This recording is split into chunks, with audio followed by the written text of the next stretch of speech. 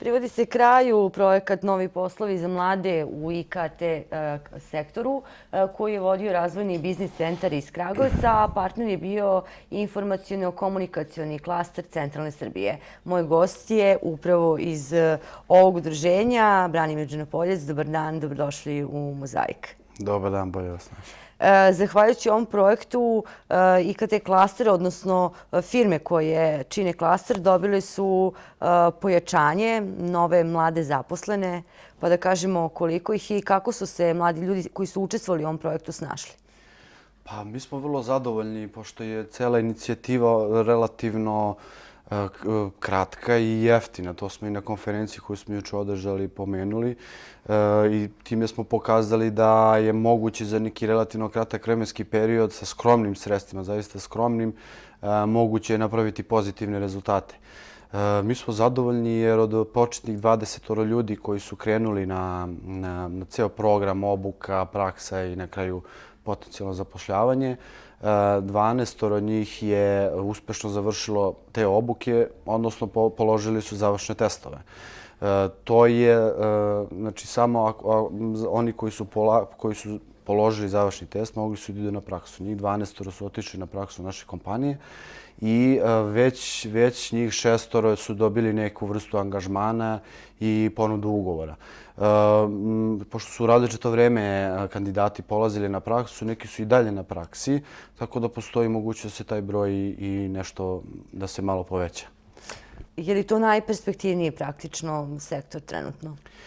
Pa sad je nezahvalno da ja koji dolazim iz tog sektora to tvrdim, ali svakako mogu da potvrdim da je to jedan od, uprkos svetskoj ekonomskoj krizi i našoj stagnaciji privrede, sektor koji konstantno raste iz godine u godinu.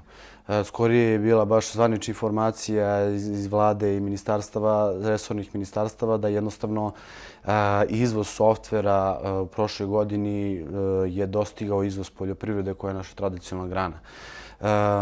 A mi smo tek, čini mi se, na početku, jer sve to je urađeno sa nekih zvanično oko 17.000 programera u Srbiji, a posla ima za 50.000. Tako da to su neki indikatori koji govore sami za sebe. IT industrija je uprkos ovakvoj postojećoj situaciji perspektivno iz tog razloga što se razlikuje od svih drugih po tome što se ovdje ceni kadar. Znači, ovdje finansijski moment nije bitan, bitno je naći kvalitetne kadrove i mi smo kroz ovaj projekat koji smo, juče smo imali završnu konferenciju u Skupštini grada Kragujevca, projekat Ministarstva omladine i sporta, upravo pokazali da i ovakve inicijative mogu da dovedu do rezultata i da ti polaznici koji su uspešno završili ceo naš program su, naravno da oni imaju još dosta da rade, ali su oni odabrani kao mladi ljudi koji su motivisani, spremni da uče i oni su, da kažem, prošli taj međukorak koji je najčešće i najteži, da posle fakulteta ili neke škole dođu do prakse, odnosno zaposlenja u kompanijama. Obično firme traže izvesno iskustvo jer često nemaju vremena da posvete pažnju stalno novom obučavanju novih kadrova, tako da mi kroz ovaj projekat i kroz brojne druge inicijative pokušamo upravo tu sponu da napravimo, da mladi mogu da dođu do željenog zaposlenja, a da prethodno dobiju neka određena znanja koja će ih kvalifikovati da se što bolje uklope u tim kompanijama. Pa u osnovom tema dualnog obrazovanja je vrlo aktualna poslednjih meseci u Srbiji. Upravo to kako da poslodavci uštede na obuci zaposlenih. A s druge strane, kada vidimo, na primjer, oglase za posao, najviše se i traže programeri. Da podsjetimo u kojim sve segmentima ste obučavali ove mlade ljude? Mi smo imali 3 paralelna kursa. Prvi je bio programiranje web aplikacija i on nije tražio nikakvo preznanje. I imali smo još 2 napredna kursa za iOS i Android programere. Oni su tražili predznanje i oni su bili nešto napredniji kursevi, tako da smo obuhvatili, mislim, svaka oblast je na svoj način atraktivna u IT industriji, ali mobilne aplikacije mogu posebno da izdvojim da su veoma atraktivne i da programera za iOS i Android telefone jednostavno ima mnogo malo.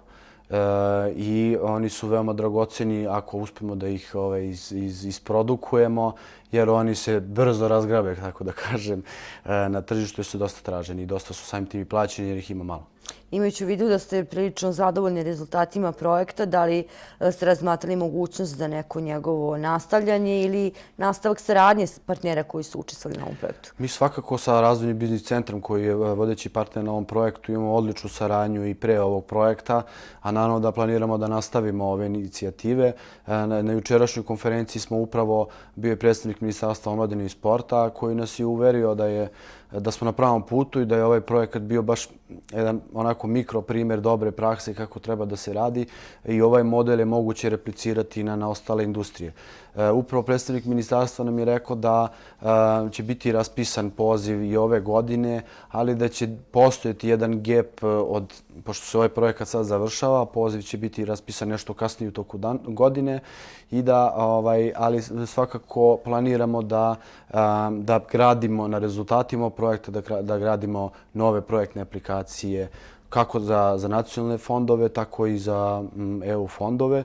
I kad sam pomenuo EU fondove, to će biti za ovu godinu jedan od glavnih ciljeva da se klaster predstavi na međunarodnom planu i da uđe u evropske projekte. Već smo dobili nekoliko poziva da uđemo u partnerske konzorcijume, tako da želimo da radimo paralelno. Ovo je bila nacionalna inicijativa, opet za kreiranje nekog impakta na lokalnom nivou, ali želimo da se uključimo u sve tokove, što će naravno našim članicama koristiti i naravno svima koji veruju u IT klaster. Kad smo kod međunarodne saradnje, vi već imate međunarodnu saradnju, vrlo ste dobro povezani sa partnerima iz regiona, ali i iz inostranstva. Da, mi smo imali prošle nedelje konferenciju u Beogradu koju i tu se sastalo, imali smo strateški sastanak partnera iz mreže Balkana i Crnomorske regije koja obuhvata 18 IT klastera.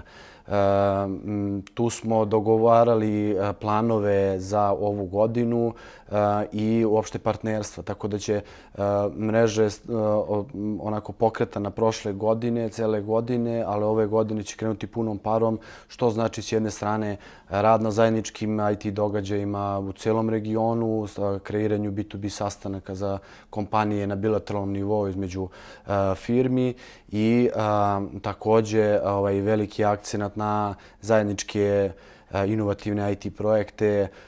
Opet pričamo o 18 partnera koji dolaze iz 10-ak zemalja. Znači praktično da imamo već svoj konzorcijum s kojim možemo da apliciramo za sredstva nekih većih programa. Eto, kad pričamo o veličini i važnosti te industrije, o perspektivama, ali ne možemo da ne pomenemo i projekat koji ste imali sa najmlađima tokom zimskog raspusta, Junior Akademija za programiranje. Koliko ste imali polaznika i kako su se oni snašli? Mi radimo paralelno više stvari. Svakako jedan od ključnih delova naše vizije je upravo podizanje svesti o IT industriji i potrebama IT industrije i želimo da krenemo od najmlađih, da ih edukujemo, da jednostavno imaju prostor da se razvijaju u IT-u i želimo da ih upoznamo kakve su to mogućnosti. Iz tog razloga smo pilotirali Junior IT Akademiju. Želili smo, pošto je vreme bilo raspusta, dosta roditelji su išli sa decom na odmore, ali smo uspeli da imamo jednu grupu koja je obuhvatila đake od 2. do 8. razreda osnovne škole. Grupa je bila fenomenalna, mogu da ih pohvalim ovom prilikom i stvarno su klinci neverovatni. Izvanredni su rezultati, jednostavno njihovi mali mozgovi rade kao švajcarski sat. Oni su to uspjeli da savladaju mnogo ranije. Već u prvi par časova su počeli da prave svoje igrice u Scratch programu koji je prilagođen naravno njihovom uzrastu. To je bilo neki 2 nedelje. 2 nedelje kursa, onda smo imali konsultacije prošle subote u Biznis inovacionom centru, a koristim sada priliku i da najavim dodelu diploma odnosno prezentaciju svojih radova i dodelu diploma u Biznis inovacionom centru sada u subotu od 12 časova. Znači, roditelji će sa decom biti tamo. Svako dete će predstaviti ukratko u par minuta svoj projekat, svoju igricu koju su napravili i na kraju ćemo im podeliti diplomice. I zanimljivo i kreativno i korisno. Hvala vam puno na ovom razgovoru i gostovanju u Mozaiku.